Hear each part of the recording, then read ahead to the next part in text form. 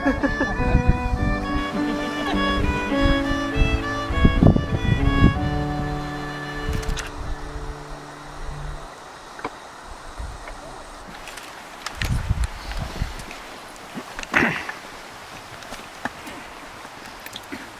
afternoon, friends and family.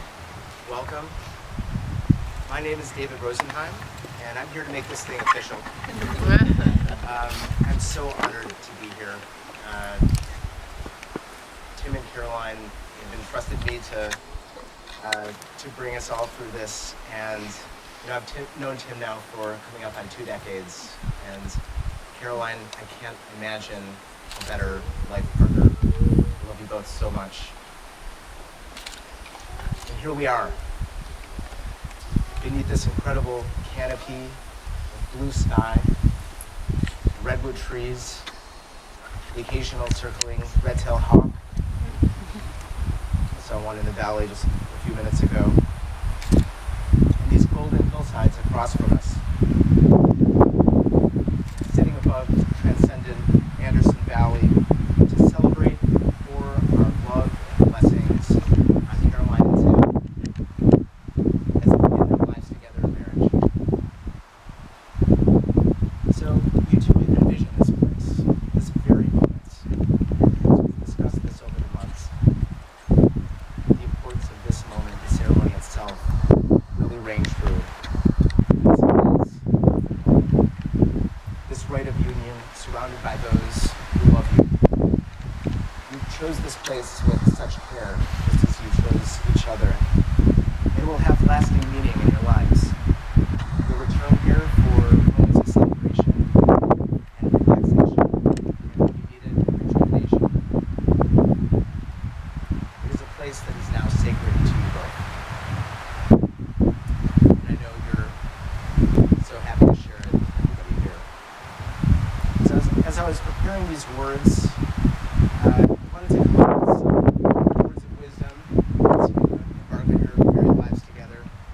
And so I polled some friends the last few weeks, and people are generally pretty eager to give advice. And I was able to get some pretty good advice. Never go to bed angry. That's one you hear a lot, but it's true. Marriage boils down to conversations. Always talk to each other. Don't freeze up. Be flexible and always support each other's growth. Tim and Caroline, you will each grow a lot over the coming years, and your marriage should serve as fertile soil for your growth. And I really liked Barry's words last night to always be best buddies. And I know you are and will continue to be. For me, I always go back to words that Jackie and I were given before we were married, more than 16 years ago. And it was when we were still unsure. And the words address the challenges of life, the tough times, the difficult turns ahead that unfortunately we all face and we will continue to face. But it's those very challenges that if you confront them openly and honestly with each other, these very challenges will form the glue, the cement that will fortify your marriage in years to come. We're joined today by so many who love you, Tim and Caroline. We thank everyone for being here. Some of you have come from far-flung places like Maine and Massachusetts, Texas and Oklahoma, Marin County, just to name a few. And we also want to remember people who are not here with us physically, but we can hear them in the wind that's wrapping around us now, and in the trees, and we know that they're with us in spirit. Caroline's paternal grandparents, Jimmy and Geraldine Casey. Her maternal grandparents, Doug and Roberta Tipton. Tim's grandfathers, Fred Halloran and Philip Nagel. And Tim's paternal grandmother, Karen McConnell. And Tim's friend, and a friend I know of others here, Brian Schultz, a friend of his from Notre Dame. So now we're going to ask Tim's cousin, Margie Halloran, to recite the first reading.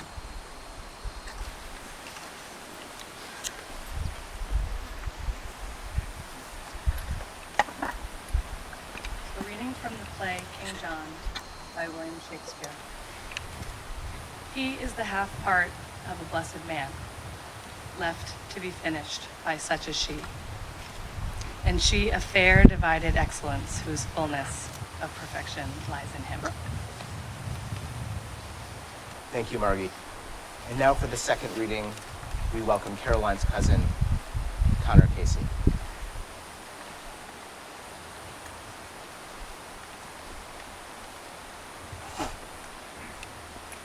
This is a reading from the New Testament book of Romans, chapter 12, verses 9 through 16. Let love be sincere. Hate what is evil. Hold on to what is good. Love one another with mutual affection. Anticipate one another in showing honor. Do not grow slack in zeal.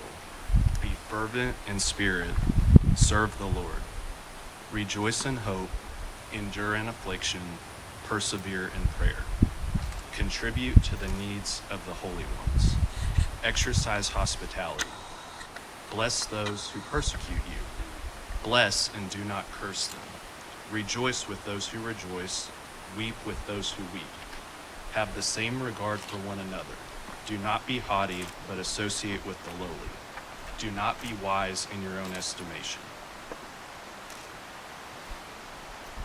Thank you, Connor. We're now going to enjoy some music, and as with everything with this ceremony, this selection was made with great intention and care. It's a song we all know, This Land Is Your Land, and it's particularly appropriate given where we sit, and given, of course, that people have come from the East Coast to this edge of the continent, and we sit literally within and adjacent to rugged forests.